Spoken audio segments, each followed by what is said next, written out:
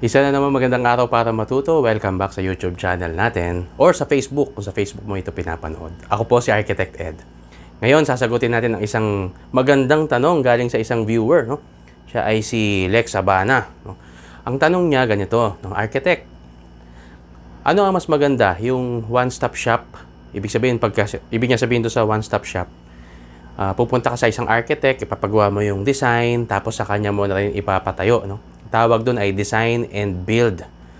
O ang gagawin mo ay ipapagawa mo ang design sa isang architect at sa kanyang mga engineers. At pagkatapos, makuha mo yung details at yung kumpletong plano, ay ipapabid out mo. Magpapabidding ka sa maraming contractor. Alin ang mas maganda? Design and build? O pipili ka ng contractor pagkatapos na ma-design ng architect yung bahay mo? Pag-usapan natin. Check this out.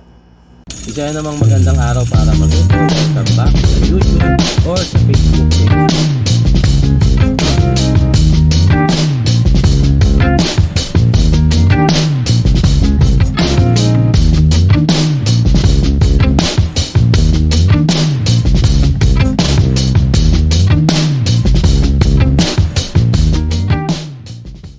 Una sa lahat, yung dalawang method na yon sa construction contracts ay legal. No? Pareho yung legal. No? Yung design and build, kinikilala yan sa industry at legal yan. No?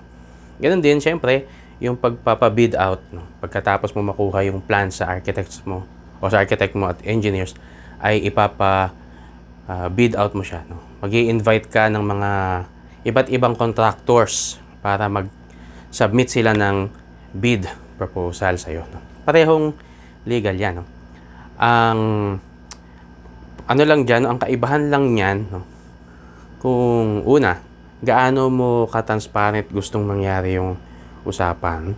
Pangalawa, gaano kalalim yung involvement mo sa pagbabantay or yung pagsubaybay sa progress at sa pagbusisi sa construction. At pangatlo, yung dami na ng tao na may involved sa project. No? Ibig sabihin, kung gaano karaming tao yung i-involve mo sa project, ibig sabihin, mas marami kang kakausapin. No? So, yung coordination. At yung pang-apat, yung tiwala dun sa kausap mo. So, yan yung titimbang-timbangin natin ngayon. Una natin pag-usapan yung design and build. No? Sa design and build, kausap mo yung architect, siya ang kukuha ng mga engineers niya, no? Kagaya ng karaniwang ginagawa namin, para i-design yung ibang mga discipline sa project. No? Kagaya ng structural, electrical, sanitary, mechanical, electronics, etc. No? Tapos, pagkatapos nung plans na yon, makumpleto yung mga detalye, complete permit, tsaka yung mga yung sa construction drawings na kumpleto na, siya na rin yung magko-construct. No? Kaya tinawag siyang design and build. No? So, nasa inyo kung ano magiging included dun sa usapan ninyo na yun. No? Pero karaniwan, no? Mas marami yung pumupunta sa direksyon na to. No? Kasi, ang advantage nito, isa lang kausap mo, yung architect lang. No?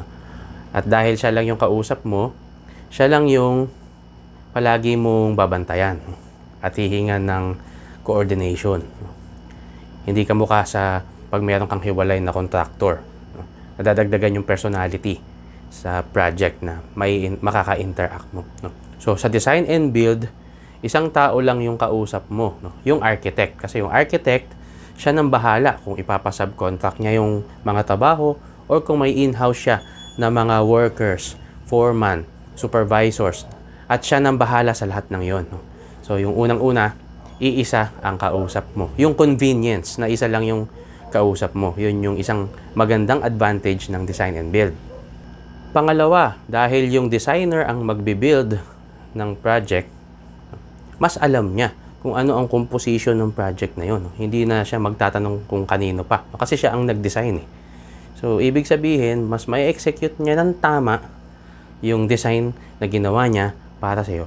Mas may execute niya ng tama sa construction dahil siya nga ang nag-design nito. Kaya mas convenient 'yon, no, sa part niya, no, at sa iyo rin, no. Kasi kung ano yung makikita mo sa plan, yun ang i-deliver niya sa iyo dapat, no, sa construction, kasi siya nga ang gumawa ng design. Kapag nagkaroon ng problema, siya rin lang yung hahabulin mo, no. So yun yung nakita mo, no, dahil mas konti yung involved na personality, ikaw lang tsaka yung architect mo, dalawa lang kayo, no? So kapag ka nagka-problema, isa lang rin yung tatawagan mo. At sa bagay na yan, dahil isa lang yung kausap mo, pumapasok ang ilang mga problema. Ang tawag dyan, conflict of interest, no? Kapag meron kang contractor at meron kang hiwalay na architect, no, yung contractor, hindi niya pwedeng gawan ng shortcut yung yung specifications, kung anong materials ang gagamitin, kasi may sinusunod siyang specifications na gawa ng architect. So yung architect mo, kung ang gagawin mo ay mayroon kang contractor, yung architect mo, babayaran mo siya para bantayan niya, no? Bantayan niya yung ginagawa ng contractor, no? So merong check and balance, no? Merong magche-check, no? Pero kapag design and build, sinong magche-check sa architect mo? Ikaw lang. Ayan. Paano kung hindi ka naman talaga marunong? So, talagang ipagkakatiwala mo na lang lahat doon sa architect mo. Kaya doon sa design and build, napaka-importante ng trust and confidence mo doon sa architect. Kasi nga, kung hindi ka naman talaga well-versed sa construction, sa mga methodologies at sa materials, talagang hayaan mo na lang siya kung ano yung gagawin niya. Mahirapan kang ma-check kung tama ba yun o mali, no? So sa ganoong situation, kailangan kilala mo, pinagkakatiwalaan mo ng 100% yung architect mo para maiwasan yung conflict of interest. Although marami namang mga honest, mapagkakatiwalaan talagang professionals dito sa atin.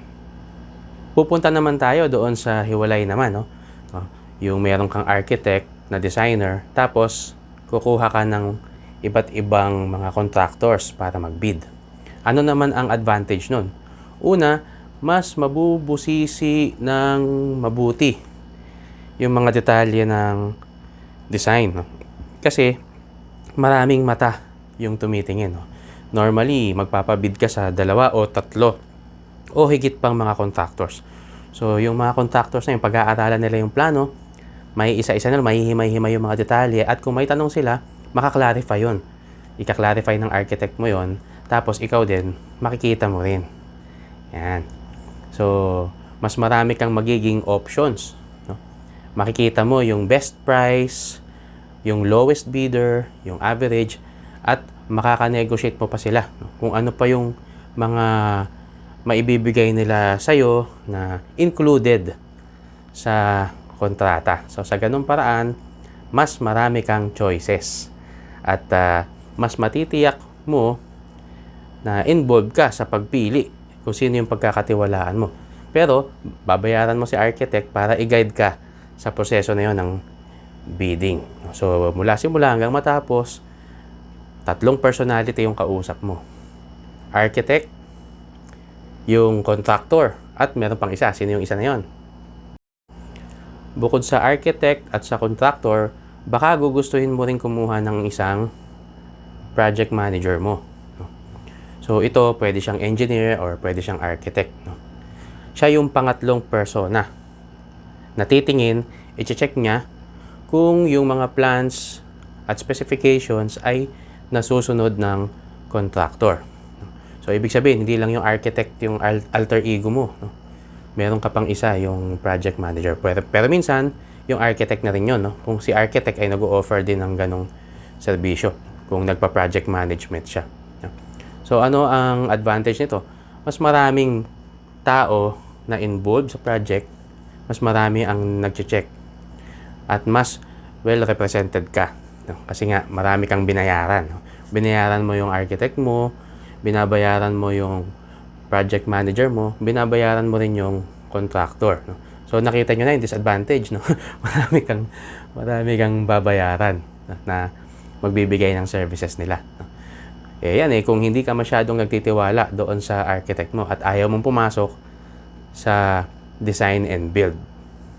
At dahil maraming tao ang involved sa ganong option, marami kang coordination meetings na gagawin. Kasi kung may concern yung contractor sa design, meeting kayo.